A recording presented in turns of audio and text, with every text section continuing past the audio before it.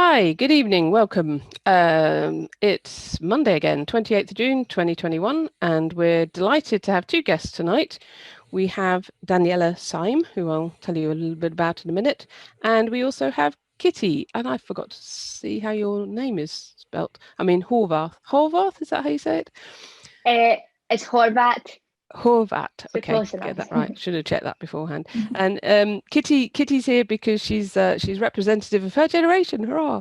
And she was a participant in some of Danielle's studies, and she was an advisor. And she'll tell us more about that as we go along. So, Daniela is a professor of youth migration and social justice in the School of Social Work and Social Policy at the University of Strathclyde, and she's worked extensively in the areas of social justice, inequalities, and is particularly interested in children and young people's education, how they can participate in society and equal opportunities. And she's also particularly interested in looking at the experiences of young people from primarily Eastern European backgrounds.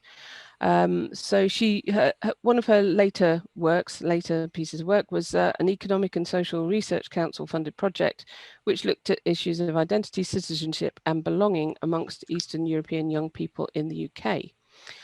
Now we're only 2 days left till the 30th of June deadline for EU citizens to apply for settled status or pre-settled status, although there may be a little bit of flexibility in there, but there seems to be a huge backlog of people who are trying to get the paperwork through. So it's really a good time to continue talking, following on from last week's excellent discussion with Eleni about these issues. So that's our lovely guests, and so let's start off.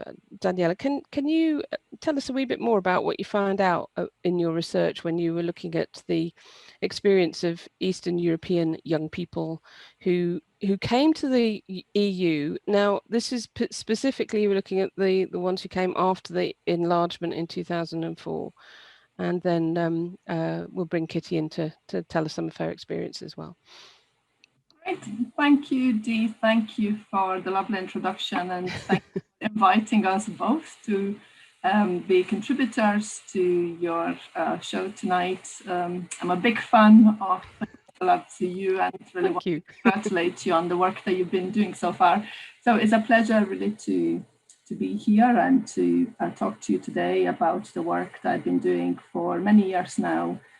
With, like you said, children and young people who were born in Central and Eastern European countries and have settled in the UK.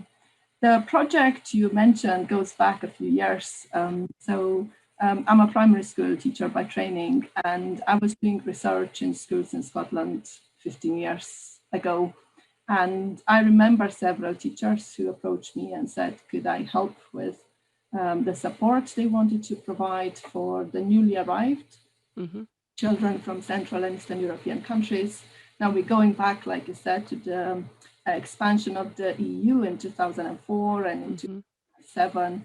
So it's about 2008 when I had my first project that worked with children, young people and their families to really ask them about why they moved to Scotland, what was their life like, what were their needs in relation to education, services they were accessing, and so on.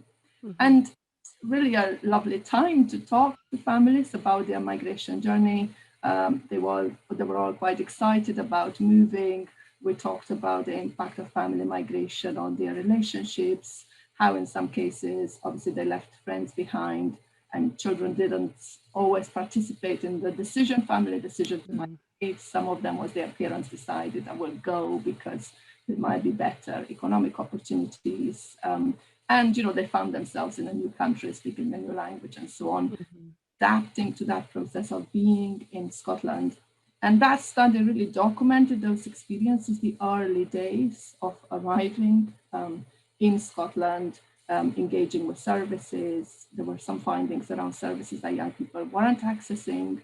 And the other interesting aspect was the transnational dimension of their life. They were traveling back and forth, keeping in touch with family members. accessing some services like healthcare in the countries in which they were born. So were very active transnational links. So that was then 2008, 2010, and obviously the picture has changed since. Yes, I think we'll talk about that in a moment. So, but I'll bring Kitti in because obviously we don't want to leave her out, and I just like you to tell us a wee bit about your journey here, and were you involved in the decision to come to Scotland, and how did you find it when you got here? So I moved to Scotland when I was 10 years old, so I didn't really have much of an input in what we did. My dad has been looking for jobs in multiple different countries. First, he went to Ireland, but then he found a better job over in Scotland. And I don't really, I remember, I really vividly remember leaving, and I didn't really understand what it will be like. I didn't really understand what our life will be like when we move here. I remember the first few months were really, really hard for me. I couldn't speak the language at all. So I was thrown into P7 straight away. I came here on the Sunday. On Monday, I was going to school, but I couldn't even speak the language. So it was really hard. But and I remember I really, really, really missed my country. I missed my friends because I couldn't really make any friends here. Obviously, not to anyone's fault because we couldn't really communicate. But my school was good in the way that they had a tutor for me, and I could go to her, and she was kind of teaching me the language, and that was kind of helping. But it was really basic stuff like the ABCs and just really, really basic things. But eventually, I learned the language, and it all got better. So that's interesting that you went into P7 because you're quite young to go into P7 at 10. And so something else I know that you've done some work on, Daniela, is on the transition between P7 and S1. So it's kind of, I'm thinking of poor old Kitti kind of thrown into year 7 at P7, trying to get some grip on the language, and then before she knows where she are, she's swept off to high school, and that's a whole other story. So, I mean, do you want to say a bit about that now, and then we'll come back to the B word? I think it's interesting. Scotland over the years has tried different approaches to supporting children with language learning. I remember visiting some units, as they were called, when children were in specialist unit, try to support them, give them more intensive support with language. And I think we've kind of moved away from that model. And I know you said it's kind of throwing at a deep end. But what we realize in schools that quite often children do cope very well, and they learn the language really quickly. And that immersion approach that is very popular in many countries works for most of them. Obviously, you need to combine that with one-to-one support. Schools in Scotland do really, really well. But Kitti's example, story takes back to that time when families were coming to Scotland because there was that perception that Scotland and the rest of the UK welcome migrant families. They want people to come and settle in the UK. They want people to come and work. So in that context, I think everyone was quite positive about moving to Scotland, moving to the rest of the UK. Services were really interested in finding out the best ways to support families, the best way to support children. And there were some trial and errors, sometimes things didn't quite work out. But overall, schools realized that children, a year, 2 years later, they were fully engaged, in terms of language ability. They cope really well. It might take a longer time to get the academic, the correct language, but they got the conversational language. They made friends. They integrated in that sense. So all in all, I think it was quite a positive story of migration to Scotland and integration, especially in schools. Yeah, oh, that's good. I was one of those support teachers in a previous life, and I had some amazing kids with we call them EAL down in England, English as an additional language. And I was teaching them maths in English. So that was quite interesting. I was upset though, Kitti, with what I read about you and your maths experience, that you could do the maths, but because you were, your English wasn't that great, you were stuck in the bottom set, so, to all the way along, or certainly to start with. Hopefully you moved up in time, did you? No. Oh. Well, I had a couple of incidents like that throughout high school. My English was never bad. My problem was, because children are mean, they can be a bit mean. Yes. And I was a bit shy to begin with. I had a lot of anxiety as a child. I still do now. But every time I spoke, they would kind of, make jokes. And sometimes it wouldn't even be anything malicious. But, when you're just starting to get the grasp of a language and then you just hear, someone making fun of it or just making jokes, I was too afraid to speak. So obviously the school will just assume, oh, well, you're not really good at the language. We might just stick you in the bottom set classes, which was a bit frustrating at times because it could make you feel a bit stupid, even though you're not. Yes, I know. Children, especially girls, I think girls are quite mean. This is my observation in schools. Anyway, that's irrelevant. Let's talk about the B word and the impact that's had on all these poor people who've come over here to work and contribute to our society, and the way the whole thing, the 2016 referendum, they weren't allowed to vote in it. They're living here, they're paying taxes, they're contributing to society, weren't allowed to vote in it. So how Daniela, how do you think Brexit is impacting on people's feeling of identity and belonging in the UK now? That's a big question. So I was talking about my project in 2008, 2010, and by 2016, I thought, these families have been here, some of them for 10 years, and we were for 10 years after the expansion of the EU. So I thought it's a great time to go back with another study and look at how successful, like I said, the integration has been and how well the families are doing and so on. By the time I got my funding again from the Economic and Social Research Council, it was 2015. By the time we started the study, it was 2016. So when we applied for funding, Brexit it was just one of the, in David Cameron's manifesto somewhere, a line in the manifesto, and really nobody thought about it as a possibility. So by the time I started my study in 2016, we ran a survey first with over 1,000 young people all over the UK a few months after the referendum. So we started the survey in October 2016. And like you said, this is a group who didn't get a voice in the referendum. Their families didn't get the right to vote, although they've been working and living here. Yet the referendum was very much about the issue of immigration, so at the heart of the debates and it was made such a divisive debate, like we all know. And that's when it all started to change for many. We talked today about children and people. We heard last week in your session with Eleni on the impact on adults. The impact on young people, I would argue, it was just even more dramatic. And because we're looking at an age when, like I said, you're developing a sense of identity, a sense of belonging. These are young people who settled in the UK, most of them, and felt that they were belonging here and they felt at home, a lot of them said. And what Brexit did is really upset all that process of identity formation and development, that sense of belonging.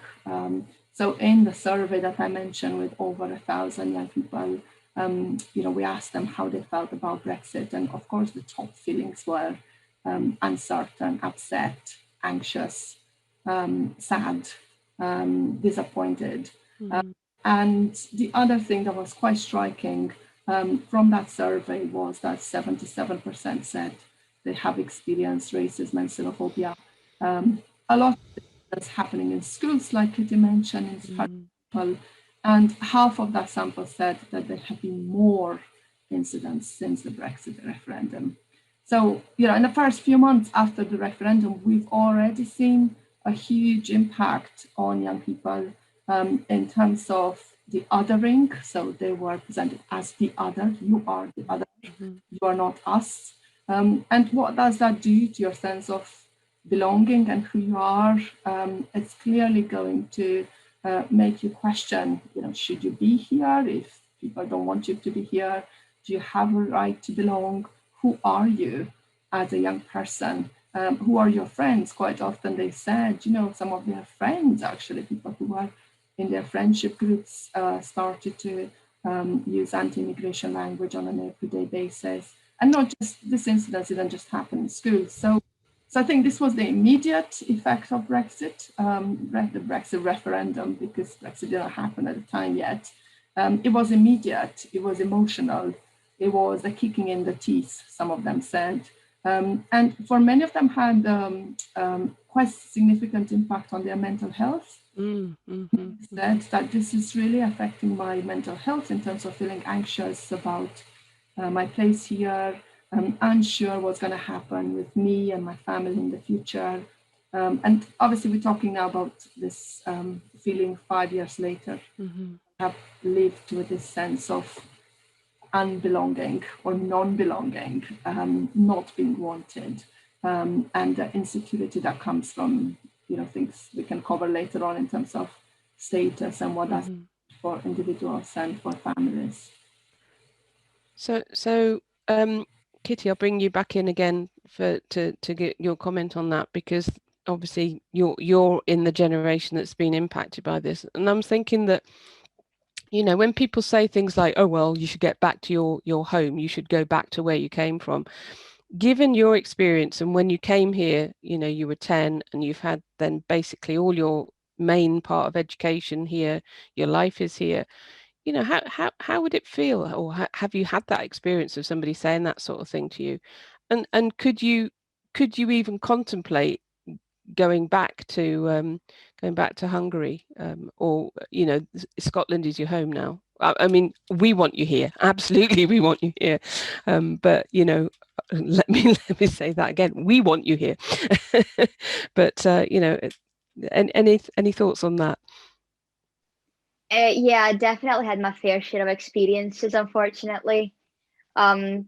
More so, I did have it when I was a bit younger, but more so growing up and going into work and working in an environment where people just, I'm lucky because I have a thick skin, I can take it. I don't really care about comments, and I know that people are joking around, but some things that have been said, like, oh, you're not going to get paid because you're illegal. And I don't really care about that. Like, I genuinely don't. But I know if it was someone else, they could have gotten really hurt by that. I've had friends who just heard misinformation from their parents. Let's say we were buying concert tickets, and my friend just said to me, oh, well, we can't afford that because my parents have to work. Unlike your parents, we don't get money from the council. And I've also had friends, well, I'm not really friends with anymore, saying, I wish you could just go back to your own country and stay there.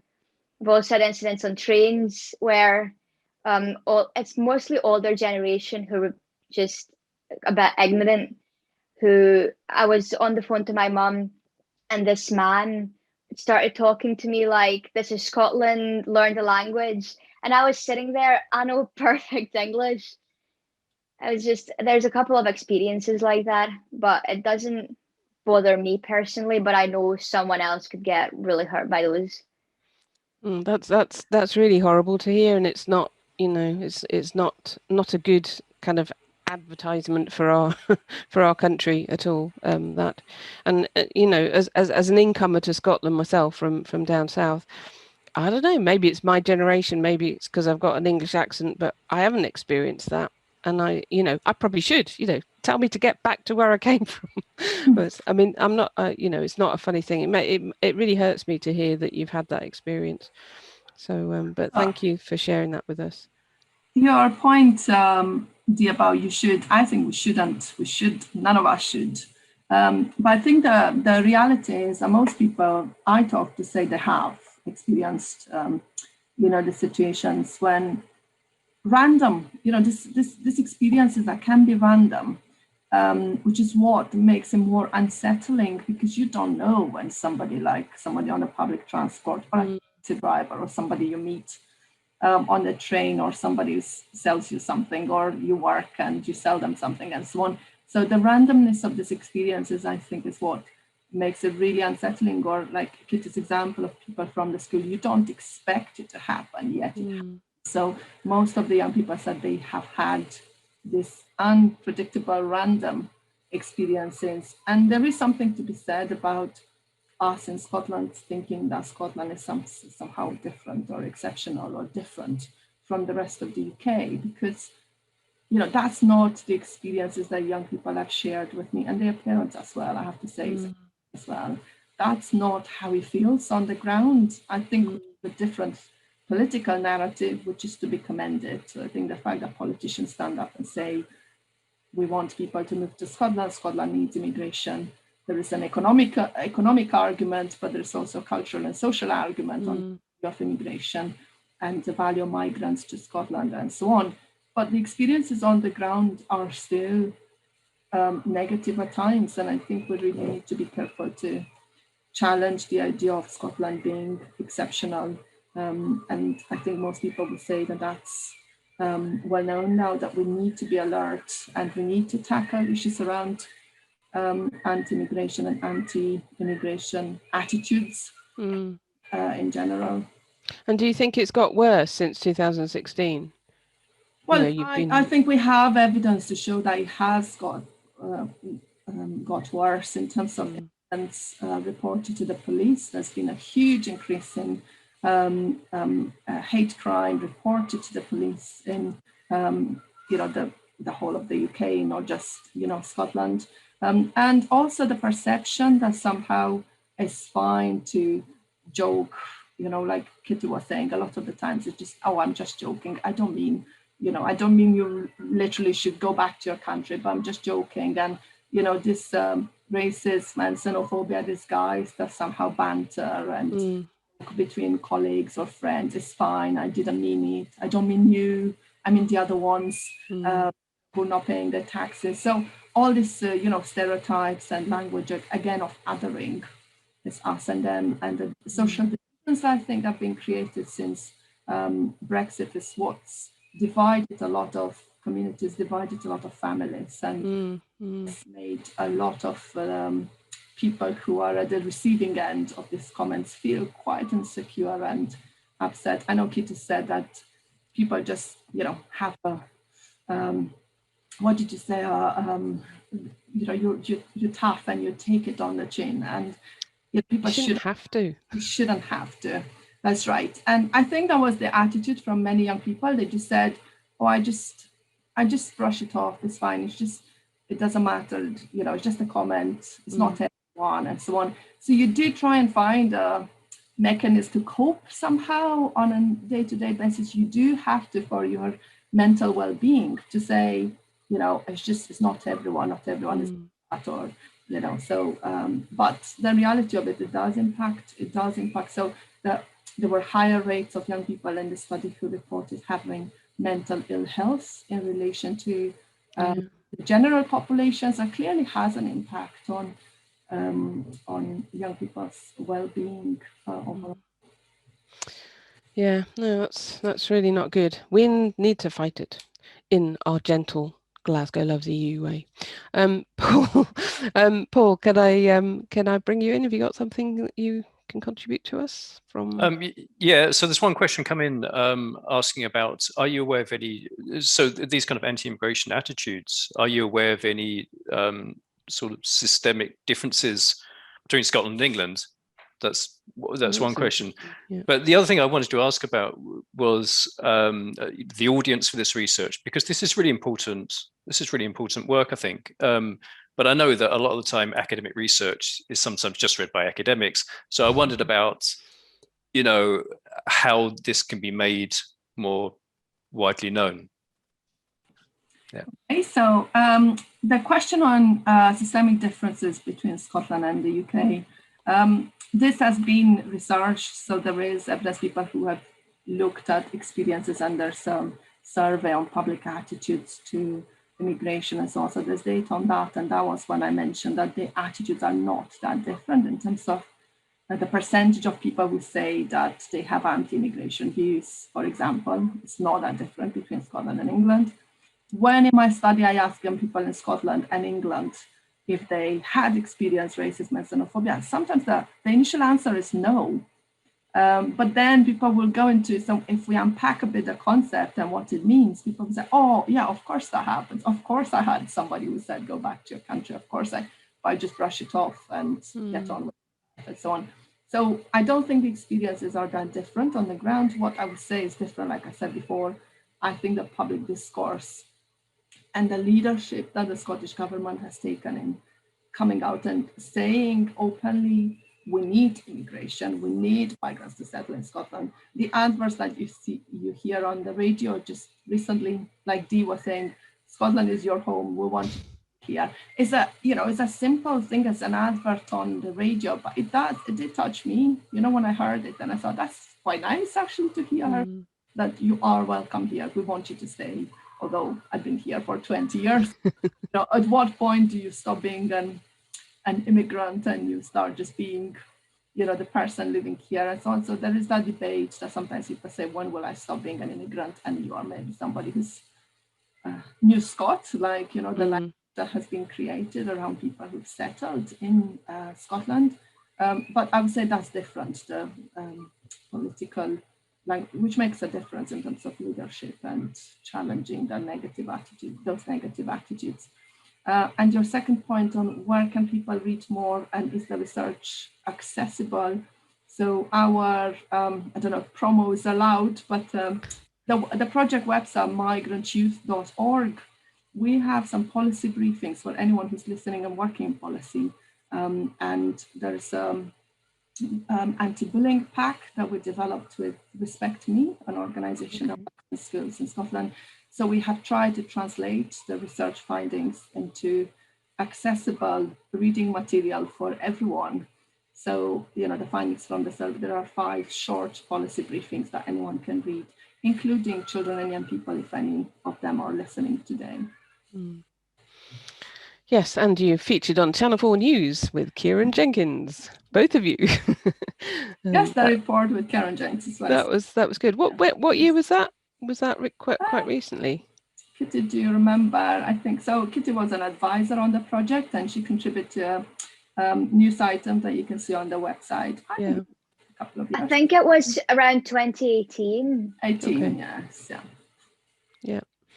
Nice. Anyway, couple more things before we let you go. So I'm interested because we talked about settled status and looking at it particularly from the perspective of adults, and we've been obviously concerned about all people, but with the young people, because they need to apply too. And are you aware of any particular issues around some of these young people that you've kind of talked to and studied as to whether they've done the applications, whether they're, it's in the pile to be sorted or that sort of thing? So yes, unfortunately, we know there are children and people who have not applied. So although the UK government has presented the scheme as a huge success, there have been over 5 million people who have applied, which kind of that in itself tells us that they didn't know how many applications to accept. Exactly. So the fact that we had so many applications shows, one, that they didn't know how many people are settled in the UK or have the right to settlement. The second thing to say is that the majority of people who, from the people who applied, 44%, I think, got pre-settled status. So that means you are not in sense settled. Your status is still insecure. Will have to reapply. And a lot of them are children, young people. So that means that as a young person, you are precarious in terms of the work that you can do. You cannot get a mortgage because the bank will think you won't be here maybe in 5 years' time. We don't know what's going to happen with your status. Clearly, children and people cannot apply themselves if they are under 18. That leaves them vulnerable because somebody else needs to make an application for them. Yeah. And we know there are many, many vulnerable groups. So children and people whose parents might not understand that they need to apply, or they might think they're going to leave, they don't need to apply, or they might think their children are British. And you see on social media, there are still people who actually today, I saw messages from people saying, when is the deadline? Do I need to apply if my child is born in the UK? And people are replying, well, they are not British unless they are British. And you know, if they are not born here, you haven't got British citizenship, they're not British. So we know this is another, definitely was going to be, if not worse than another Windrush generation of people who in 2 days will become undocumented. Which all the consequences that come from that, in those of us who got settled status, but you have a digital status. So you have no proof. Today, I can't show you what my status is unless I ask you to log in on a website, government website, and check my status. Of employers, people, again, applying for a mortgage, or just coming back from visiting family and you're stuck at border because the immigration officer cannot find your status. You can the sense of insecurity that creates for all of us, but particularly for children, young people that I think are extremely vulnerable. And this is clearly, I would say, on a huge scale, creating another generation of either at least vulnerable or marginalized, if not undocumented, because we will have, we know, young people who and adults who will be undocumented come Wednesday. It's just appalling. It really is appalling. Kitti, I hope you've got yours. Yeah, I was fortunate enough to get mine. It was quite a hard process, and there's still some problems with it that I faced even this year, even though I have mine. For example, applying for my college that I'm starting in September. At first, they emailed, after finding out that I wasn't born here, they emailed me back saying I can't even audition, I can't even apply, because they're not sure about how Brexit is going to play out. So I had to get all my proof, every single document I owned. I had to get my, at the time, I lost my passport as well, so I couldn't log into my settled status. So it was a whole ordeal, and I had to just get every document I could find and send them over my settled status just so I can even apply to go to college. Oh dear. Yeah, that's a typical example that young people who lived here most of their life won't be able to go to university, won't qualify for university fees, and won't be able to prove that they qualified for university fees. And the other thing that came up in my study was the families trying to save money for citizenship, because the only secure status is obviously to have citizenship. And that costs a fortune, doesn't it? And that, exactly that, like you said, so, £1,300 for an adult application on top of, very questionable life in the UK test, passport fee, references, and so on. So, it's a process that's not accessible to the vast majority of people working and having one or two children. For a family of four, you're looking at £8,000 to secure everyone's citizenship. So in some families, they were saving money to secure their children's citizenship. So that's the other impact on families of EU nationals. The divisions Brexit has created within the family, where people say, well, actually, we'll pay for the children to stay, and we might have to go. Oh my God. There's a colleague of mine who works in Glasgow in a charity. She was saying literally families coming and saying, we'll have to go because we cannot get settled status, but we want to leave the children because they started their school, they're getting ready to go into university. What do we do to secure their children's status?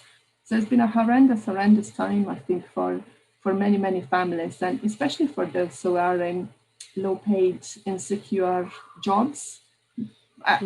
Everyone, but especially for those who have potentially now become victims of or will become victims of exploitation. People anything to secure jobs, to secure the status, to get somebody to do applications for them. The people, colleagues in local authorities are concerned about an increase in trafficking and the black market for documents and so on. So this is literally creating an underclass as we speak. So this week, people are becoming very, very vulnerable to not knowing what their status is after Wednesday. Oh my goodness, this is depressing. I think we need to find something positive to say to finish on. And well, I feel like asking Kitti to sing us a song, but I probably she's going to do musical theatre, and that would be fun, but probably won't. So is there any hope? What's the positive? You know, from all the studies that you've done, all the work that you do, you know, what's the positive? Are there any positives about the fact that you're here in Scotland, in particular, that you can leave us with a nice positive thought? Something to be bearer of negative news. I guess we haven't discussed the impact of the pandemic. I am worried. No.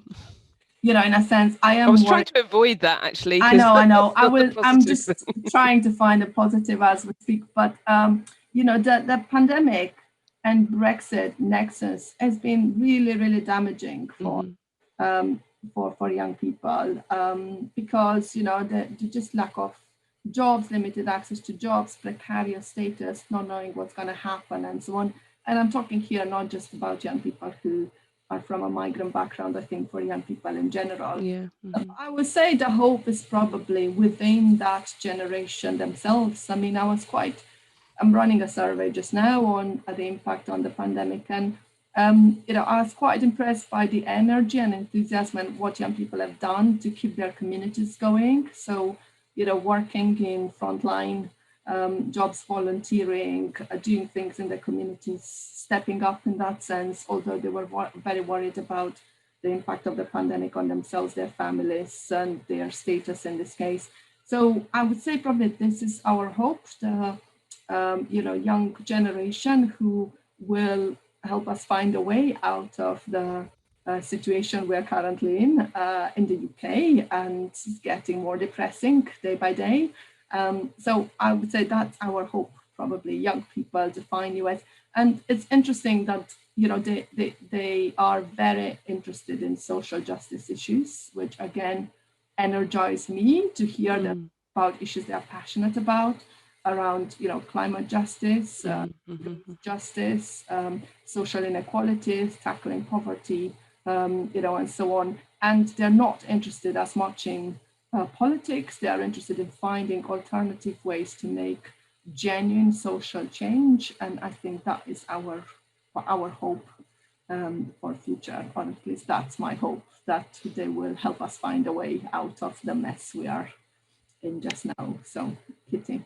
So, last word to you, Kitti, then, because it's all on you now. It's all on your shoulders. Oh, no. So what's your positive message to us and the people out there of Glasgow and Scotland and beyond? I have been seeing a lot more people step up. For example, I was on Facebook not that long ago, and I've seen so many people. It was just this picture and that slogan, "People make Glasgow," and I've just seen someone make "Immigrants make Glasgow." Yes. And things like I've been seeing things like that all the time on every social media, and it just makes me feel like people are finally stepping up. They're speaking out. They can see that what's happening to us right now, and young people in general. So I think that's a very positive start. Sorry, my dog just came in. And also working and performing arts. There's a lot more roles made for foreign people. There's a lot more diversity in theatre, because usually it's more the blonde girl and you have to have this certain accent, and there's a lot more diversity that I'm starting to see. That's brilliant. That's brilliant. Well, if Ollie Alexander can become the next Doctor Who, then you can do anything. So it's been brilliant talking to you. I'm sorry it's been quite, you know, there's been some quite tough stuff to deal with tonight, but I think we do need to keep positive from Daniela about the young people, you know, and you know, we're not abrogating responsibility. We will still be here and we will still be fighting, but you know, the new ideas then will come from young people, and it will come from the, you know, the polyglot and multicultural confusion, ball of confusion that is where all the best ideas come from. They don't come from just people sitting in their little ghettos. You know, you need to meet other people. I can't, you know, one of my favorite things is walking through Glasgow when it was busy and just hearing all sorts of different languages. I love that. And obviously not everybody's like me. I'm mad. Anyway, I think Glasgow has a nice positive story to say. And Glasgow loves EU, Glasgow loves Europeans, I think, as well. So our hope is that, yeah, we will see positive, we'll continue to see positive change, I think, in Glasgow. So brilliant. Yeah. That's a great note to end on. Thank you so much. Thank you, Daniela, and thank you, Kitti, so much. Thank you for inviting us. Okay.